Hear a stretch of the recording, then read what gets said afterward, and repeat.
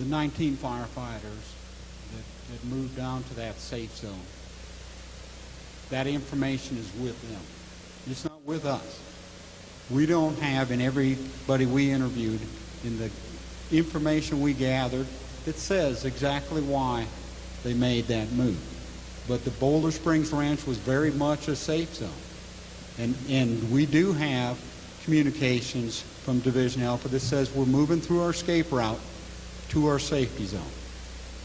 And the reason we say in our conclusion is we feel, as a team, we feel they were moving to their safety zone, and then with the ability to re-engage is they would be closer to their equipment, closer to their other crew member, and closer to the other fire resources. We don't know that information. We don't have it. That decision-making process went with those 19 men. Thank you, Jim. Next, let's go with the young lady right here, and I'll work my way up to you folks. Going back to those National Interagency Fire Center guidelines, I know you say you don't have a second report, but was a second report ever drafted, or was it given to somebody else? Was it destroyed? Did you not follow that guideline? That guideline is exactly that. It's a guideline. It's not even adopted by the states. And when we started this report, it was only adopted by one federal agency in early July. That's a guideline. I have absolutely no other report. I have not even considered another report. The report that the state of Arizona has now is the only report they will ever receive from me. If you track back to the website where you find that report, when we were assigned on July 2nd and we arrived in Phoenix, that report didn't even exist. There was still the 2005 Serious Accident Investigation Guide that was on the website. That report was added to the website as a brand new report 2-3 weeks ago. Really didn't track that.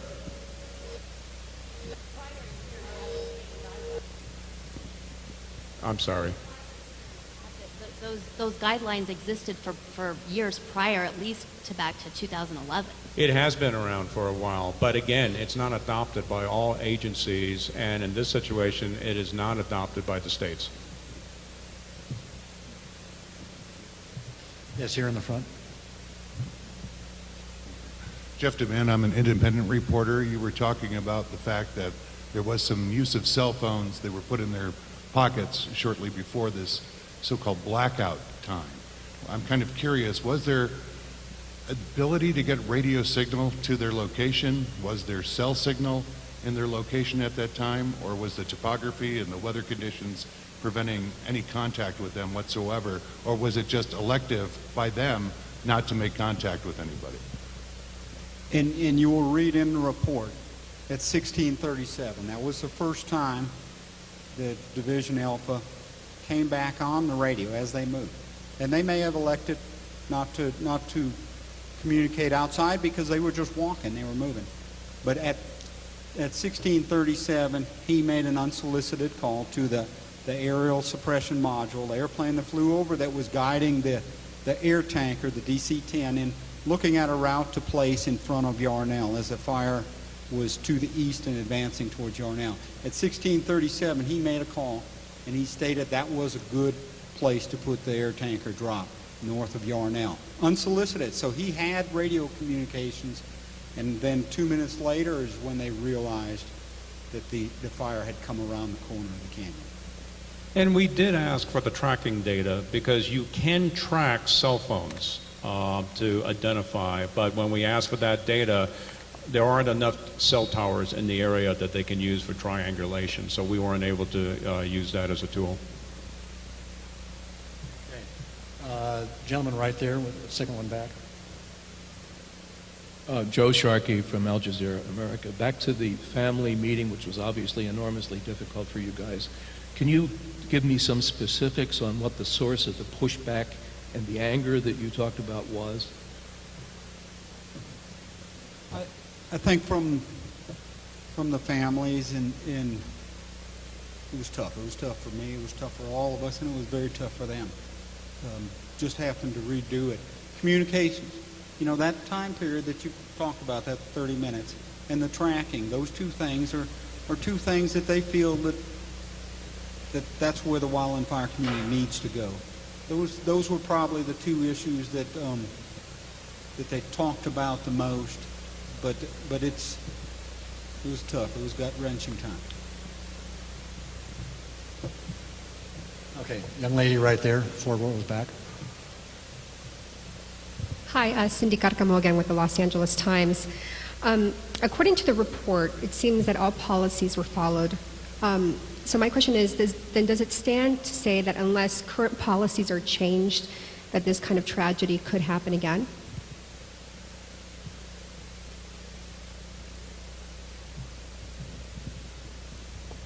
Part of this report is to help the firefighters learn from it.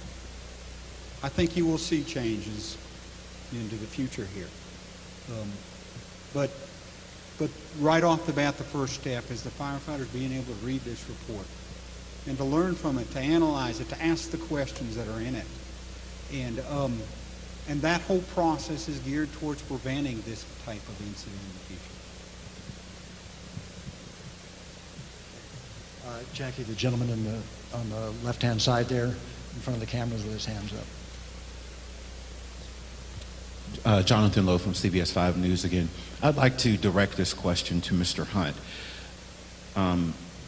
At that briefing with the families, I can only imagine that part of their frustration dealt with, as you mentioned, the communications and the radio issues that existed that day and the gap, the 30-minute gap in communication.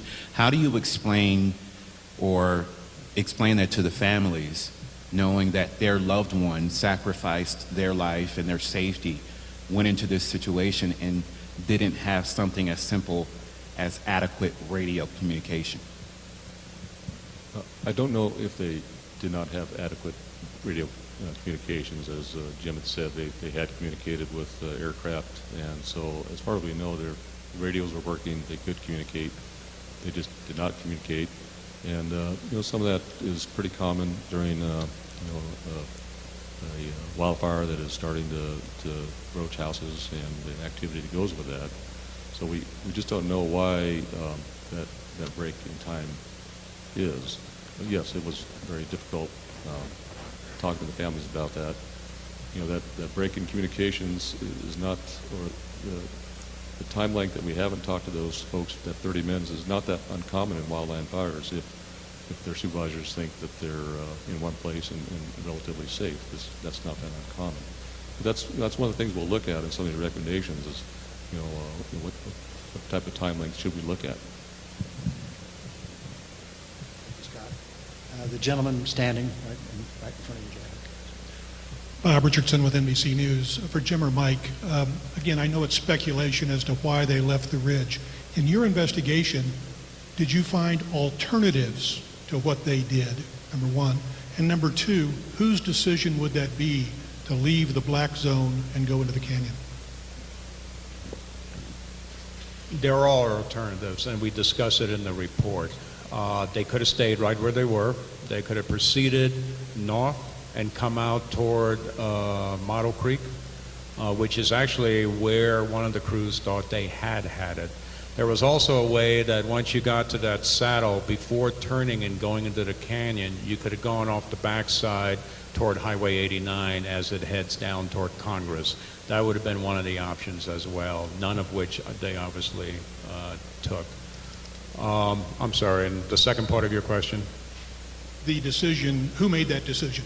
Who, in normal circumstances, who would have made that decision to move? Under normal circumstances, it would have been one of two people, either the division supervisor requesting a crew move within their division, or it had been the crew leader making that decision to move. Both of those, in this situation, they were one and the same, even though the superintendent was acting as the division supervisor, the captain was acting as the crew leader. Among themselves, one of them made that decision, and it would have been handled between the two of them. We just don't have any documentation on who made that decision or why. Okay, I think, gentleman, third up, you had a question? Dave Biskobing, ABC 15. If one of the recommendations is to better track these crews and perhaps put GPS with them, rather than a recommendation? That seems so simple. Why wouldn't we just do that right now?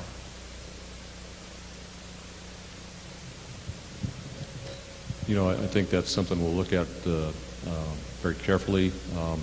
Wildland fires, we have agencies coming to these fires from all over the country, fire departments from all over the state. So you know, the system has to be standard and has to be able to, supervisors need to be able to look at it and see where the crews are. So yeah, I agree the thought is simple, but we need to make sure that it works and it's something that all agencies can use. So that's something we'll be looking at.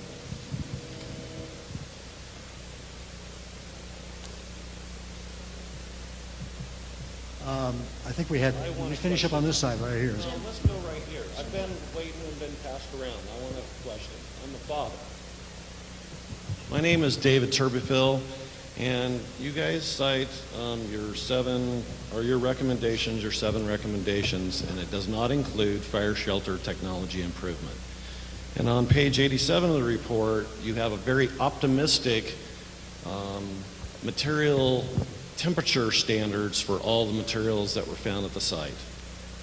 You guys don't have a materials analyst within your deal, and I know that you talked about fire shelter weight. I've already been doing some of my own fire shelter development testing, and I know that there is materials that are available that will protect these guys. The shelters that they are hauling, that they currently, all the wildland firefighters took 13 years from Storm King Mountain to the shelter that you guys carry today. And do you want to wait another 13 years? Or are we going to do something sooner? You say it's a last resort. There isn't a football player that goes on a field without pads and a helmet. You don't send a structural fire department guy into a fire without the proper protection gear. He doesn't go into that fire unless there is life or liberty or life to be saved. Okay? I've had numerous fire guys tell me that if they'd had a fire engine right there with them, that they would not have survived. You know what? A fire engine is not designed to survive a fire. A fire engine is designed to transport the fire crew to the scene. Their protective equipment is designed to protect them from survival.